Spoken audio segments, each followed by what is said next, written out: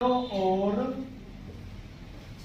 ओर जब कोई बिंदु किसी स्थिर बिंदु के चारों ओर और निश्चित दूरी रखकर चारों ओर निश्चित दूरी रखकर घूमता है, निश्चित दूरी रखकर घूमता है, निश्चित दूरी रखकर घूमता है, तो उसके घूमने से जो आकृति उसके घूमने से जो आकृति उसके घूमने से जो आकृति बनती है, जो आकृति बनती है, पढ़ाई पे ध्यान दीजिए सारे बच्चे। जो आकृति बनती है उसे वृत्त कहते हैं, उसे वृत्त कहते हैं।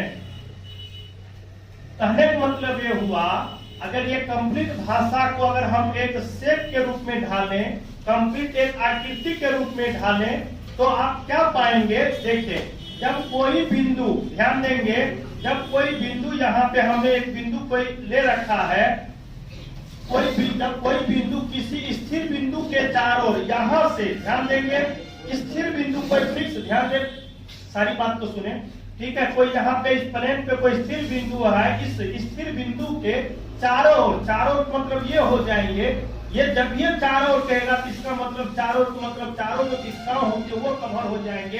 क्या करता है? स्थिर चारों ओर निश्चित दूरी रखकर, यहाँ से लेकर यहाँ तक, ठीक है, एक दूरी हमने यहाँ पे ड्रॉ किया है।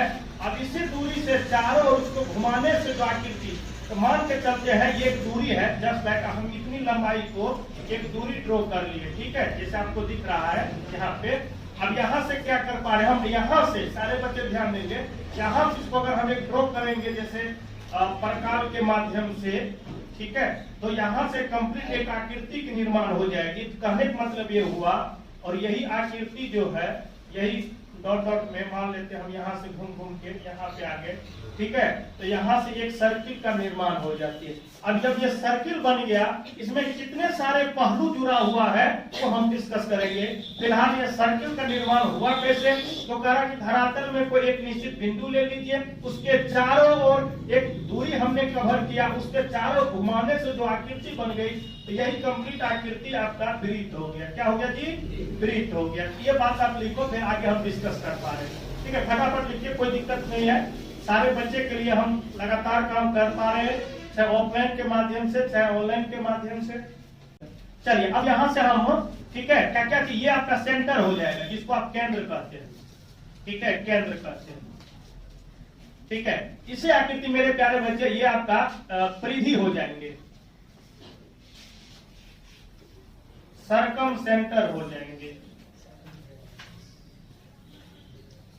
सर्कमफ्रेंस,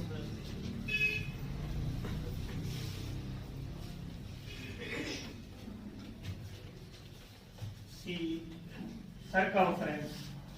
इसी आकृति अगर मैं बात करूं मेरे प्यारे बच्चे, तो यहां से लेके यहां तक जो आकृति बनेगी ये आपका त्रिज्या हो जाएंगे।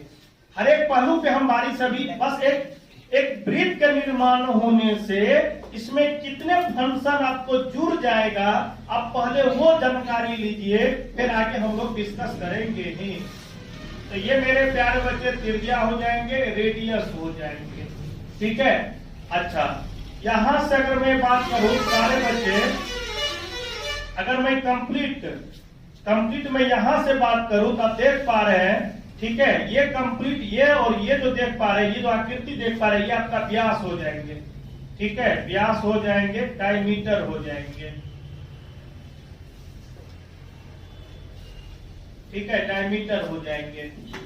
चलिए, अगर मैं इसके थोड़ा सा आगे बढ़ूं, तो ये जो आप देख पा रहे हैं मेरे प्यारे बच्चे, ये जो देख पा रहे हैं, इतनी एरिया अगर आप देख पा रहे हैं, ठीक है, इतनी एरिया जो देख पा रहे हैं, हम आगे भी कर सकते हैं।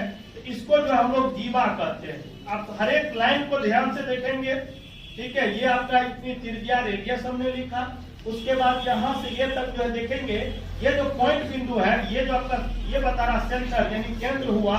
उसके बाद हमने ये पढ़ा, ये सर्किल जो होता है, लेंथ ऑफ जो सर्किल की जो लंबाई होता है, जो परिधि सरकमफ्रेंस होता है। उसके बाद यही इसी चीज को हम लोग वृत्त भी कहते हैं, कंप्लीट इन हॉल को, ये जितने भी आकृति इसके अंतर्गत आ जाएंगे सारे की वृत्त के अंतर्गत आ जाएंगे। उसके बाद हमने देखा ये यहाँ से लेके यहाँ तक जो लंबाई होगा व्यास डायमीटर हो जाएंगे। अच्छा, यहाँ से लेके यहाँ तक अब नामकरण भी दे दे, ए और बी आपका जो है ना जीवा हो जाएंगे, कॉर्ड हो जाएंगे, जीवा हो जाएंगे, कॉर्ड हो जाएंगे। चलिए आगे भी बात करेंगे। अब थोड़ा सा इसके साथ अगर जुड़ेंगे तो थोड़ा सा कचरा टाइप का लगेगा देखने में, तो जो बात हमने नहीं बताया हम वो अलग ब्रिज में हम यहाँ पे बात करते हैं, ठीक है, ताकि आपको पता चल जाए। देखेंगे अब यहाँ से आप ध्यान देंगे, ये जो एरिया देख पा रहे हैं, ठीक है, ये और यहां से मान लेते हैं जो क्रॉस हम लिख पा रहे हैं, ठीक है, छोटी छोटी बातें हैं जो आपको ध्यान रखना जरूरी है। ये जो क्रॉस एरिया जो देख पा रहे हैं, इनका क्या नाम है, आप सारे बच्चे हमको कमेंट में बताओ, ठीक है, आप सारे बच्चे हमको कमेंट में बोलो सर ये जो एरिया जो हमने क्रॉस करके लिखा है उनका क्या नाम है, ठीक है, और जो हमने रेखांकित लिखा है उनका क्या नाम है। जो हमने क्रॉस करके रखा है उनका क्या नाम है, जो हमने रेखांकित किया है उनका क्या नाम है। सारे बच्चे बता सकते हो क्या? जितने भी इसमें फंक्शन आएंगे हम सारे फंक्शन डिस्कस करेंगे, ये कोई आम बात नहीं है, ठीक है, और हर एक बात आपको जानकारी लेनी है। तो सारे बच्चे फटाफट कमेंट करो और तुम लोग भी बताओ क्या है उनका नाम। सर की बात है, बताओ। दीर्घ त्रिज्यखंड और लघु ये कंप्लीट दीर्घ वृत्त हुआ। आगे त्रिज्यखंड जब हम काटेंगे त्रिज्या के माध्यम से वो होगा, ये हो गया दीर्घ वृत्त खंड, दीर्घ वृत्त खंड, ठीक है। मेजर सेगमेंट, मेजर सेगमेंट, अच्छा ये जो है लघु, हाँ लघु वृत्त खंड, माइनर सेगमेंट, ठीक है। छोटी छोटी बात आप जो देख पा रहे हैं, हम उम्मीद करते हैं सारे बच्चे को हम समझा दें और सारे बच्चे भी सीख के अब जाए।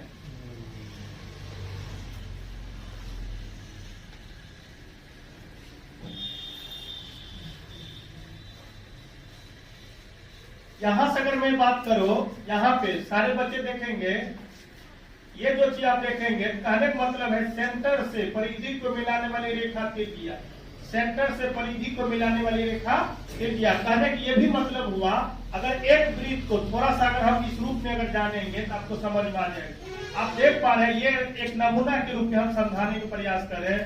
एक वृत्त है जो 4 टुकड़ा में बढ़ सकता है, और ये जो टुकड़ा आप देख पा रहे हैं, यहाँ से जो डॉट डॉट हमने लिखा है, ठीक है, ये त्रिज्यखंड होता है, ठीक है। ये जो देख पा रहे सारे बच्चे, ये आपका त्रिज्यखंड होता है। तब कह सकते यही 5 को अगर आप हटा देंगे, रिमूव कर देंगे, तो ये आपका हो जाएंगे, ठीक है, लघु त्रिज्यखंड, ठीक है। और ये पूरी बात जब आप हो गए बचे हुए तो दीर्घ त्रिज्यखंड, ठीक है, ये हो जाएंगे लघु त्रिज्यखंड, क्योंकि त्रिज्या के माध्यम से ये एरिया बन पा रहा है, लघु त्रिज्यखंड, ठीक है। अच्छा ऊपर वाले जो देख रहे हैं आप, जो कंप्लीट मान लीजिए इसी को हमें शेडो के रूप में, ठीक है, लिखा है, तो जो आपका व्हाइट है, जो सफेद है, ये आपका कंप्लीट जो है हो जाएंगे, ठीक है, दीर्घ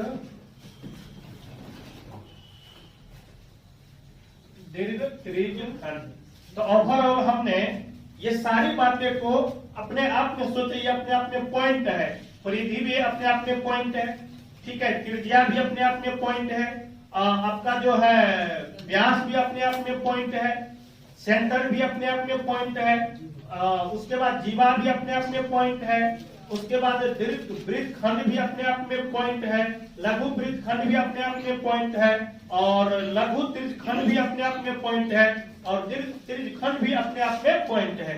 ठीक है, जिसको कुछ बच्चे को नहीं मालूम होगा तो इंग्लिश भी आप लिख लेंगे, मेजर सेक्टर और माइनर सेक्टर। ठीक है, तो उम्मीद करते हैं आप इसको माइनर भी लिख सकते हैं, कोई दिक्कत वाली बात नहीं है। माइनर सेक्टर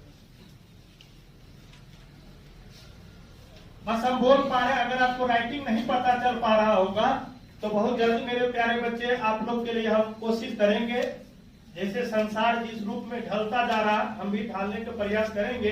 फिलहाल अपने पास जो है हम कोशिश करेंगे वही देने का। ठीक है, बोर्ड चाहे जैसा भी हो, रोड चाहे जैसा भी हो, बस चलने के लिए अगर आना है, अगर आता है तो आसानी से चल सकते हैं।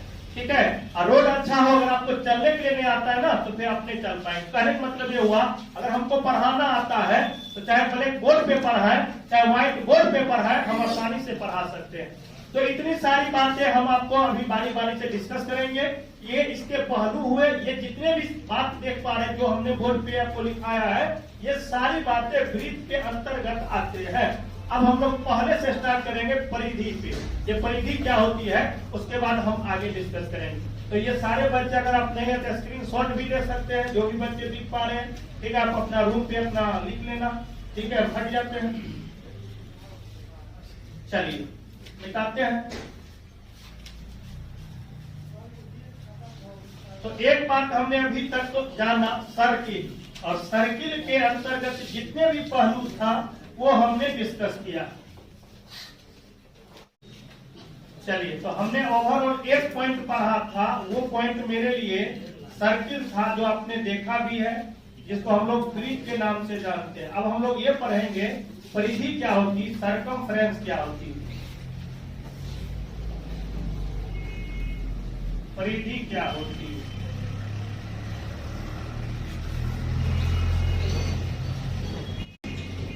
वह वक्र रेखा, आज बेसिक बात है इसलिए थोड़ा टाइम लगेगा लेकिन कवर हो जाएगा। वह वक्र रेखा, वह वक्र रेखा, वह वक्र रेखा। हेलो, हाँ हाँ जी जी बोलिए। तो मैथ रीजनिंग का न्यू बैच आपका मॉर्निंग में 9 बजे से LCS कॉलेज के पास स्टार्ट है, तो आप आके पढ़ सकते हैं। आज से ही समझिए मोटा मोटी स्टार्ट है। आज से किए हैं, जो कल मंडे था ना, कल से।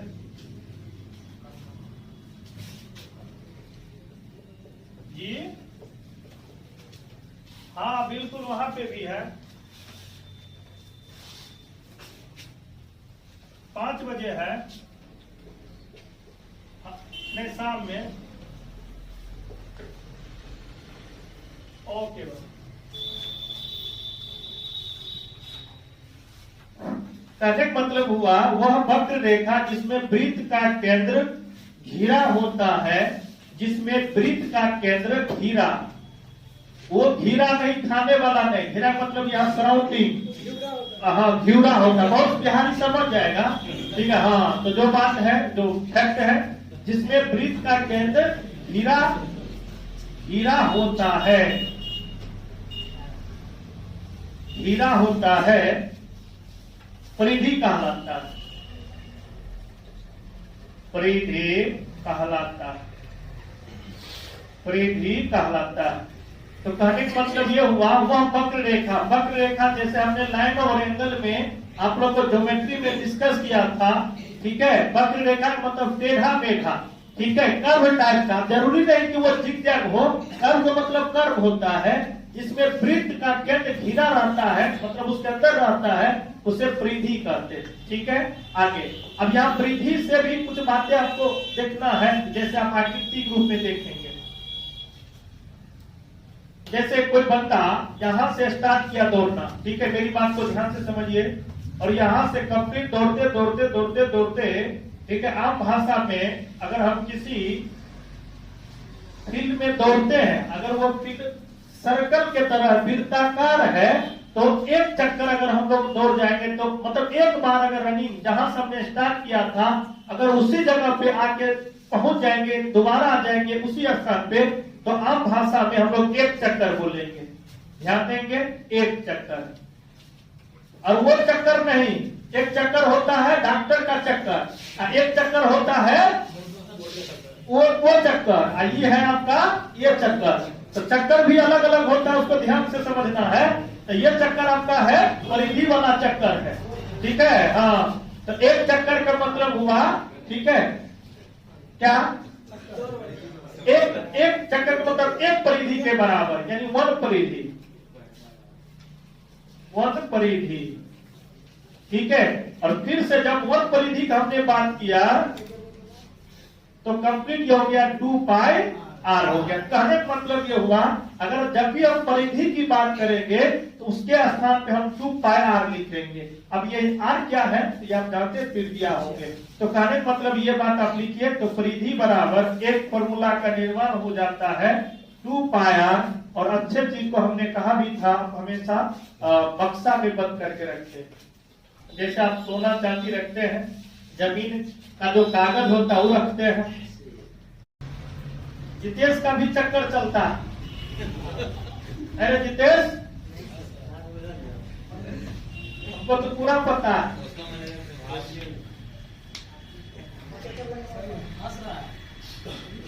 गड़बड़ है, ठीक है बुआ।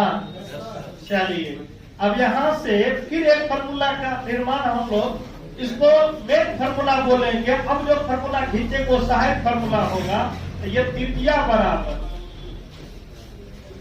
बराबर हो जाएंगे परिधि बटे 2 पाई। लेकिन एक चीज और आप ये भी जान लें, यहीं पे आप लोग जानते होंगे, थोड़ा सा पहले इसको कवर करते हैं उसके बाद आगे समझाते हैं, ठीक है। तृतीया बराबर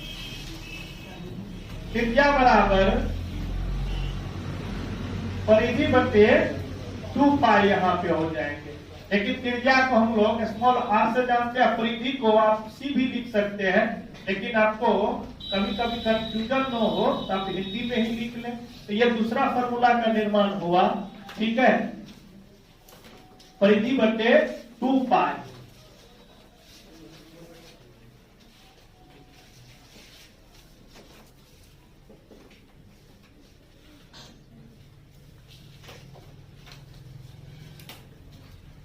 पॉइंट अगर आगे पीछे अगर हम लिखा पाएंगे तो इससे कोई फर्क नहीं पड़ता, आपको दिमाग आगे पीछे नहीं होगा, ठीक है। हाँ, तो कुछ बच्चे ऐसे होंगे जो पढ़े लिखे होंगे, उसको ये लगे सर पहले तो आप ब्रिज पढ़ा दिए, परिधि पढ़ा रहे हैं, ठीक है, त्रिज्या क्यों नहीं बता रहे हैं, व्यास क्यों नहीं बता रहे हैं, केंद्र क्यों नहीं, इससे कोई फर्क नहीं पड़ता। तो हमने परिधि के बारे में जाना जो आपको हमने लिखाया। आगे हम बात करेंगे केंद्र के बारे में, सेंटर के बारे में, ठीक है। तो उम्मीद करते ये बात आप सारे बच्चे लिख लिए होंगे, ठीक है। आगे बात करते हैं, चलिए उम्मीद करते हैं अगला टॉपिक जो पॉइंट है केंद्र, सेंटर।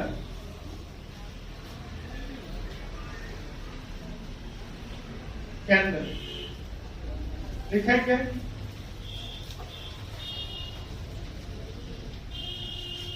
वृत्त के मध्य वह बिंदु, वृत्त के मध्य वह बिंदु, वृत्त के मध्य वह बिंदु जिसमें परिधि हमेशा समान दूरी पर होता है,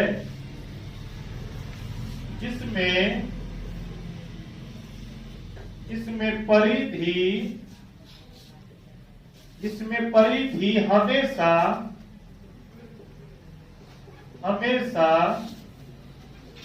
समान दूरी पर होता है, जिसमें परिधि हमेशा समान दूरी पर होता है, केंद्र कहलाता है। केंद्र कहलाता है। केंद्र कहलाता है। अब इसी को हम लोग आकृति के रूप में देखेंगे तो पूरी बात और आपको अच्छे से समझ पाए। अब देखिए, इसीलिए कुछ बच्चे ऐसे होंगे जब कहीं पढ़ते हैं तो वो टाई करते हैं, लेकिन आपको टाई करने का आवश्यकता नहीं। देखिए क्या करता है, वृत्त के मध्य वह बिंदु जिसमें परिधि, तो इस चीज में अगर हमको बताना है तो केंद्र अगर बताते पहले तो परिधि आपको नहीं पता चलता, परिधि क्या चीज है, तो हमने परिधि पहले बात किया तब आपको केंद्र बता रहे हैं। तो हमको पता है कैसे पढ़ाना है, कैसे बच्चों को समझाना। अब क्या करता है वह वृत्त के मध्य, ये अब देखिए वृत्त क्या हुआ, तो कंप्लीट एक सर्किल के रूप में हमने पहला पॉइंट पढ़ाया था। ये जो आकृति आप देख रहे हैं गोलाकार है, आप देख ही रहे 2D में होता है, ठीक है। अब यहाँ से एक वृत्त पहले हमने बताया, वृत्त के बाद आपको क्या कहता है, जो बिंदु होती है, जो पॉइंट होती है, जिसमें क्या करता है, वृत्त के मध्य वह बिंदु जिसमें परिधि हमेशा समान दूरी पे। तो यहाँ से ध्यान देंगे, यहाँ से जितनी ये लंबाई होंगे या जितनी डिस्टेंस होंगे, ये चारों तरफ यानी हरेक बार ये जितनी दूरी होगी, ये भी उतनी ही होगी, ये भी उतनी ही होगी, यानी हमेशा ये समान दूरी पे जो आकृति के निर्माण हो जाएंगे, ठीक है। उसके बाद क्या समान दूरी को तो केंद्र कहलाता, वही चीज आपको क्या कहलाता है, केंद्र कहलाता, जो आपने पढ़ा भी था, ठीक है। केंद्र सेंटर होता है।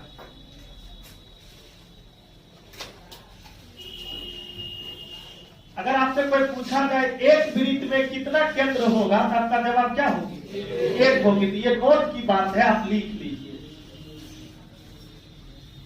ये नोट का पॉइंट है। एक वृत्त में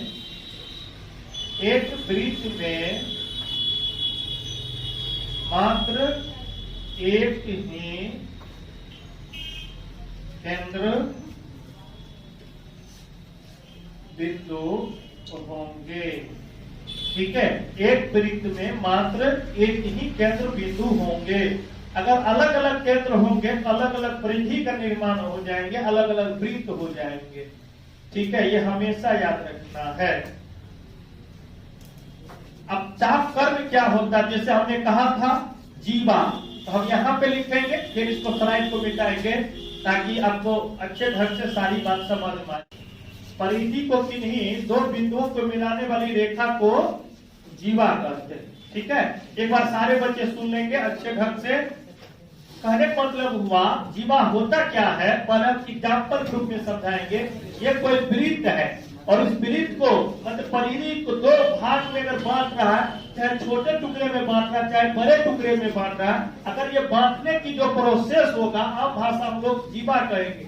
लेकिन कहेगा कि सबसे बड़ी जीवा क्या हो सकती है, तो व्यास होगी, जो नोट में भी हम लिखाएंगे। तो कहने का मतलब ये हुआ जीवा को हम लोग परिभाषित कैसे कर सकते हैं, तो परिधि को किन्हीं दो बिंदुओं को मिलाने वाली रेखा को जीवा कहते हैं।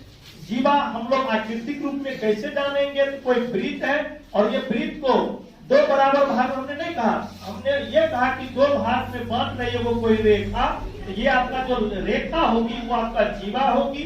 ये जो आप देख रहे हैं ये आपका जीवा होगी। लेकिन अभी हम नोट की अगर बात करेंगे, जो सारे बच्चे आप यहाँ पे नोट लिख सकते हो, ठीक है। अगर आपसे पूछ लिया जाए सबसे बड़ी जीवा क्या होगी, सबसे बड़ी जीवा व्यास होती है, डायमीटर, जिसको हम लोग संकेत में डी लिखते हैं। सबसे बड़ी जीवा व्यास होती है, सबसे बड़ी जीवा व्यास होती है। तो कहने का मतलब ये हुआ, हमने अभी कौन के बारे में पढ़ा, जीवा के बारे में पढ़ा, और जीवा को आम भाषा में मैप के रूप में हम कह सकते हैं कोई वृत्त है, और वृत्त को दो भाग में जो रेखा बांट रही होगी, दो रेखा अलग अलग कर रही होगी, उसी को हम लोग जीवा कहते हैं। लेकिन आकृतिक रूप में देखिए कोई वृत्त है, वृत्त को ये रेखा दो अलग अलग टुकड़ों में विभाजित कर रही है, इसी रेखा को जीवा कहते हैं। लेकिन एक नोट में हमने पॉइंट लिखाया, अगर आपसे पूछ लिया जाए सबसे बड़ी जीवा क्या होगी, वो आपका व्यास होगी, डायमीटर होगी। दूसरी बात ये भी है, जीवा कब होगी बड़ी, ये भी याद रखना, वह रेखा अगर सेंटर से अगर क्रॉस करती होगी, सेंटर से होके पास कर रही होगी, उस समय सबसे बड़ी जीवा होगी। दूसरी बात छोटी कब होगी, तो कहा कि सेंटर से जितनी दूर जाएगी, सेंटर से जितनी दूर, आप देखिए सेंटर पे है तो सबसे बड़ी जीवा हो जाएगी, और सेंटर से अगर दूर जाएगी इसके रिफ्रेश में ये छोटी, सेंटर से अगर दूर जाएगी तो ये छोटी, सेंटर से अगर दूर जाएगी तो हमने ये बात भी जाना, अगर सबसे बड़ी जीवा आपका व्यास होगी तो ये बड़ी जीवा कम होगी, तो ये भी बात आप चाहे तो नोट में लिख सकते हैं, नोट में लिख सकते हैं। यदि सेंटर से होके गुजरेगी उस समय सबसे बड़ी जीवा होगी, और सेंटर से जब दूर होगी तो छोटी जीवा होगी। तो पहले ये दूसरा पॉइंट पे लिखिए, सबसे बड़ी जीवा, सबसे बड़ी जीवा तब होगी, सबसे बड़ी जीवा तब होगी जब वह केंद्र से होके गुजरेगी, जब वह केंद्र से होकर गुजरेगी, केंद्र से होकर गुजरेगी। अगर ये दिख रहा होगा तो हम बोल पा रहे, लिख लो, सबसे बड़ी जीवा तब होगी जब वह केंद्र से होकर गुजरेगी, यानी केंद्र से पास करेगी, है ना। अच्छा, यहाँ पे हम लोग लिखेंगे, ठीक है। तीसरी पॉइंट हो गया सारे बच्चे के लिए, आप बस मेंशन करते रहना हम समझाना क्या चाह रहे हैं, ठीक है। ये बात आप सीखते चले जाएंगे।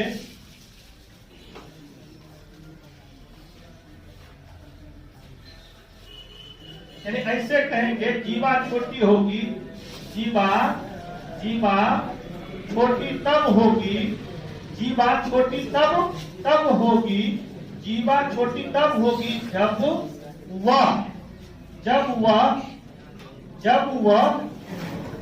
जीवा छोटी तब होगी जब वह केंद्र से दूर रही होगी या दूर होती चली जाएगी, ठीक है। आपको समझना जरूरी है क्योंकि ये हम लिटरेचर में पढ़ा रहे हैं, सब्जेक्ट है मैथ, तो आप जानते हैं समझने वाला चीज होती है। तो जीवा छोटी तब होगी जब वह केंद्र से दूर रही होगी या दूर होगी, जब वह केंद्र से दूर होगी, ठीक है। तो इतनी बात आप लोग लिखो सारे बच्चे, फिर हम लोग आगे डिस्कस करेंगे। जो बच्चे ऑनलाइन पढ़ना चाह रहे हैं, जो बच्चे आप देख रहे हैं, तो आप स्क्रीनशॉट ले लेंगे, जैसे आप ऑफलाइन में नोट्स बनाते हैं उसी तरह बना सकते हैं, कोई दिक्कत वाली बात नहीं है।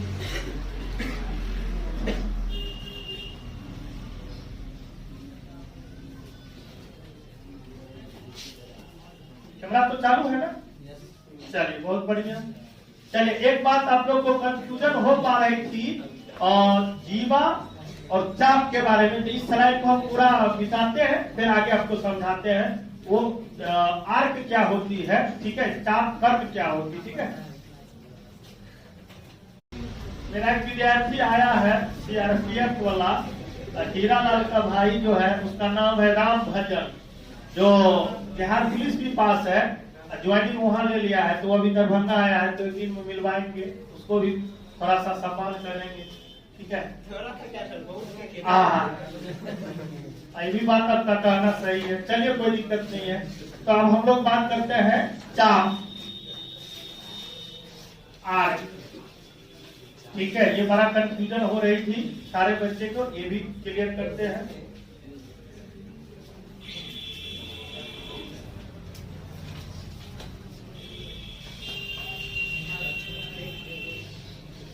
ठीक है, कहने का मतलब परिधि के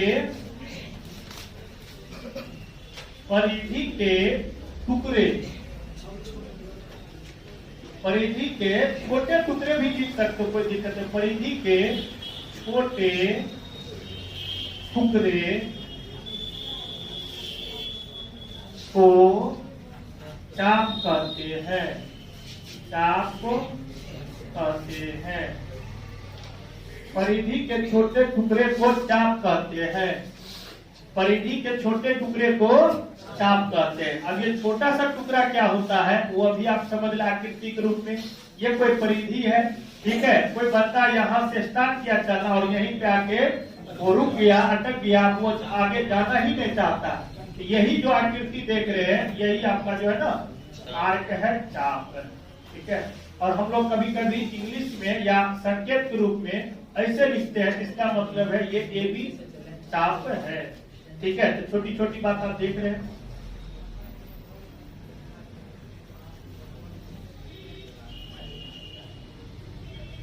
अब यहाँ पे भी दो बात आपको समझनी होगी, ये लघु चाप क्या होगा, दीर्घ चाप क्या होगा। तो मान हम चलते ये ए बी है, ठीक है। तो यहाँ से जो आकृति आप देख पा रहे हैं, ये जो आकृति होगी, मतलब हम नामकरण कर देते हैं, ठीक है। ये आपका जो है ना, ये जो टुकड़ा यहाँ से, ये लघु चाप होगा, लघु चाप होगा। अब यहाँ से जिसको हम लोग मान लेते हैं डॉट डॉट में लिखेंगे, डॉट डॉट में लिखेंगे तो आपको समझ में आ जाएगी ये क्या। आप लोग अलग कलर में, जैसे आप हमने बताया भी था आप लोग को ऑफलाइन में, ठीक है। आप लोग अलग कलर में जब लिखेंगे, ये डॉट डॉट जो लंबाई आप देख पा रहे हैं, ये आपका दीर्घ चाप होता है, दीर्घ चाप होता है, ठीक है। तो मेजर आर्क और माइनर आर्क, ठीक है, कोई दिक्कत वाली बात तो है नहीं।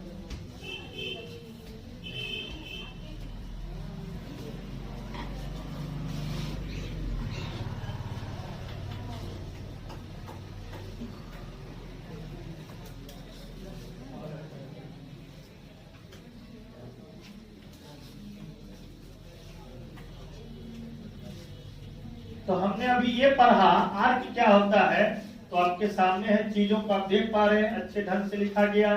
परिधि के छोटे से टुकड़े को चाप कहते हैं। जब चाप हमने पढ़ा तो चाप होता क्या है, ये परिधि पूरी आपकी लंबाई है, छोटे से टुकड़े को हम लोग चाप कहते हैं। जब चाप हमने पढ़ा, यहाँ दो बात आपको आ गई, एक छोटे चाप होते हैं लघु चाप के नाम से, एक बड़े चाप को जिसको दीर्घ नाम चाप के नाम से जानते हैं, जैसे कि आपको दिखा होगा। थोड़ा सा आगे एक दो पॉइंट और है, आप पढ़ लेंगे सारे बच्चे, ठीक है।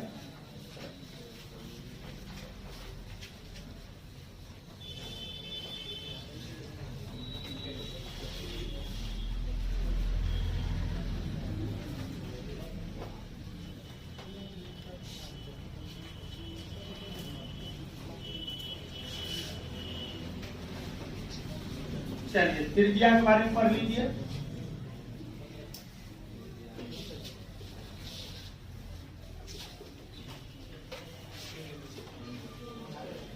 रेडियस,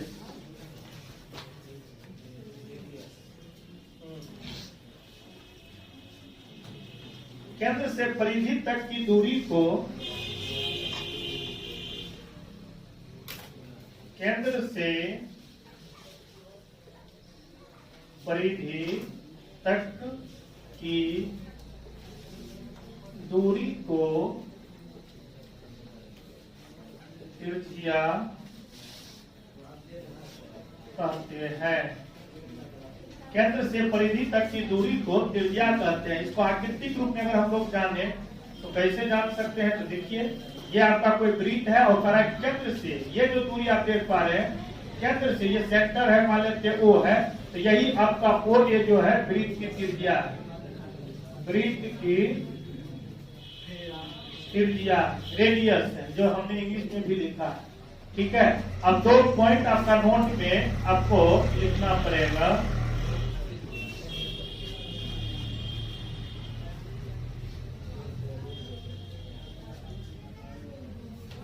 पहला पॉइंट ये होगा, आपसे पूछेगा एक वृत्त में कितनी त्रिज्याएं हो सकती है, तो अनगिनत चाहे अनंत भी आप बोल सकते हो। दूसरी बात ये होगी, एक वृत्त में जितने भी त्रिज्या होंगे, क्या सबकी लंबाई अलग अलग होगी कि समान होगी? समान होगी। बहुत बढ़िया, तो दो पॉइंट आप लोग लिख लीजिए। एक वृत्त में अनंत या अनगिनत त्रिज्याएं होती है। एक वृत्त में अनगिनत, साइलेंट करो भाई। हरे कृष्ण, किसका फोन है?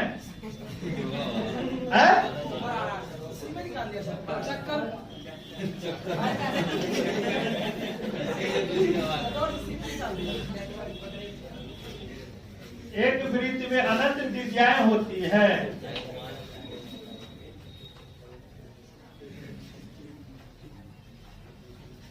एक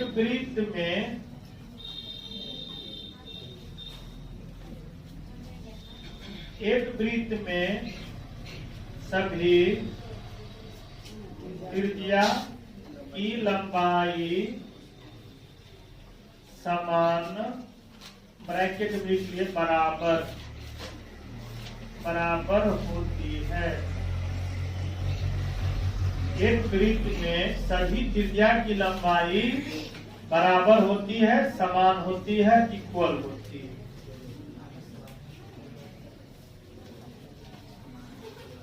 अब यहाँ से जितने भी आकृति मान लेते त्रिज्या बनाएंगे सभी को, अब छोटी छोटी बात आप जानते त्रिज्या को हम लोग आर से इंडिकेट करते हैं, ये बच्चे वाली बात है। अब ये कुछ बच्चे जो है कहेंगे सर त्रिज्या आप लिखे नहीं, किससे व्यक्त करते हैं? तो भाई अगर ये बात अभी हमको सिखाना पड़ेगा तब तो दिक्कत है, ठीक है। चलिए अब ये बात आपने पढ़ा। अब यहाँ से हम लोग एक पॉइंट और छोटा सा प्यारा सा नन्हा सा छोटा सा व्यास। तो आपको ये भी एहसास नहीं होनी चाहिए कि सर जो हमको लेट के तक आए तो पढ़ाए, क्योंकि कलयुग है ना, इसलिए हम कभी नहीं चाहते कि आपको कम पढ़ाए, ठीक है। आप विलम्ब हुआ तो थोड़ा विलम्ब कर देंगे, अगला फिर आगे पढ़ा देंगे। एक दिन का जितना कोटा होता है वो आपको पढ़ लो, ये मेरा कोशिश रहता है।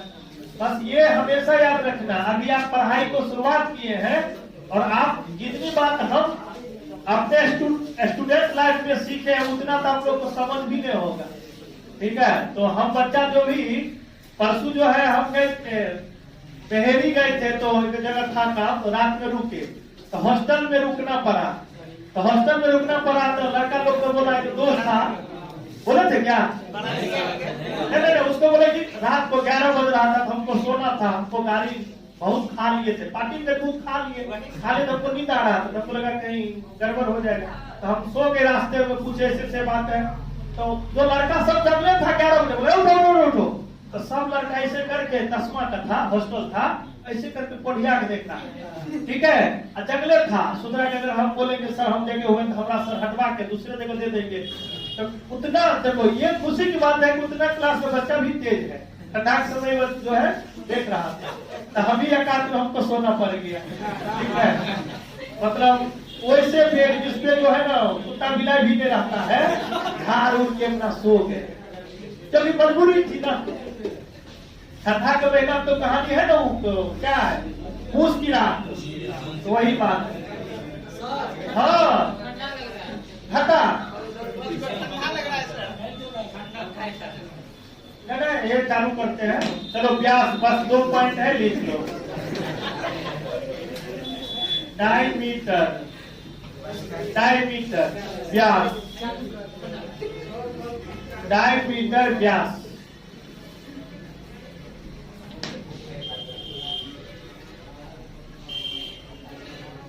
केंद्र से गुजरने वाली रेखा, केंद्र से गुजरने वाली रेखा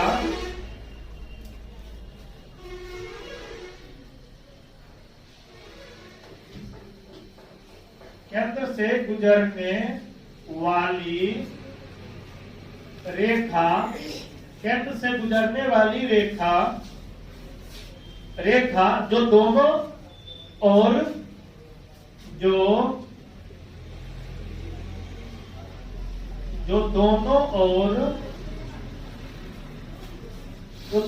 और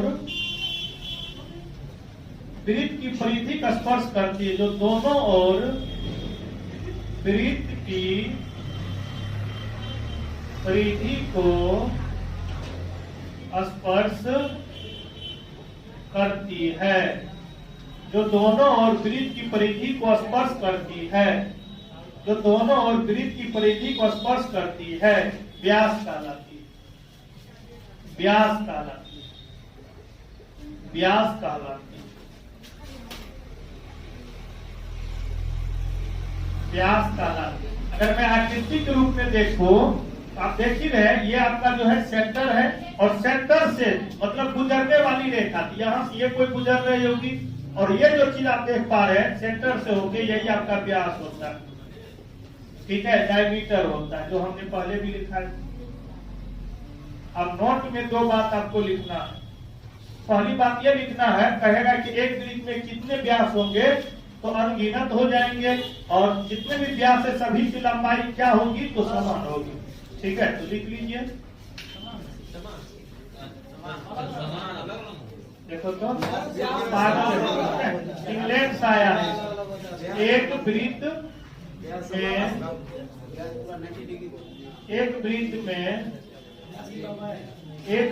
में बहुत न करो, एक वृत्त में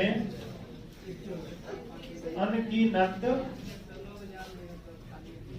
या अनंत व्यास होती है। दूसरी बात, एक वृत्त में सभी व्यास की लंबाई समान बराबर होती है। तो कहने का मतलब है, आज का जो फर्स्ट क्लास था, तो वृत्त के जो भी बेसिक कॉन्सेप्ट था, जो हमने शुरुआती समय में डिस्कस किया था, तो आप सारे बच्चे आपने देखा, सुना, लिखा, ठीक है, और महसूस किया कि वृत्त में इतनी सारी पॉइंट हो सकती है। यानी किसी भी चीज का स्टार्ट करने से पहले इसका ये बेसिक बातें होती, जो उसमें शब्द जुड़ा हुआ होता है, आप सारे शब्द के बारे में जाने, समझे और लिखे।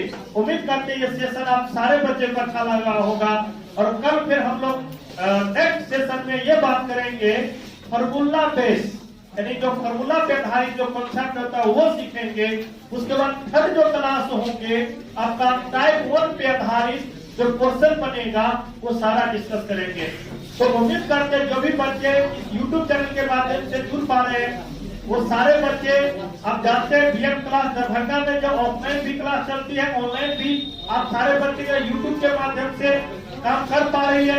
उम्मीद करेंगे जो भी बच्चे न्यू हैं, जो फर्स्ट टाइम वीडियो को देख पा रहे हैं, उस वीडियो को आप लाइक कर लेंगे, चैनल को सब्सक्राइब कर लेंगे, ताकि मैं नेक्स्ट वीडियो अपलोड करूं, नोटिफिकेशन सबसे पहले आपको मिल सके। तो पूरी वीडियो देखने के लिए आप सारे बच्चे को दिल से थैंक यू। तो नेक्स्ट वीडियो में मिलेंगे।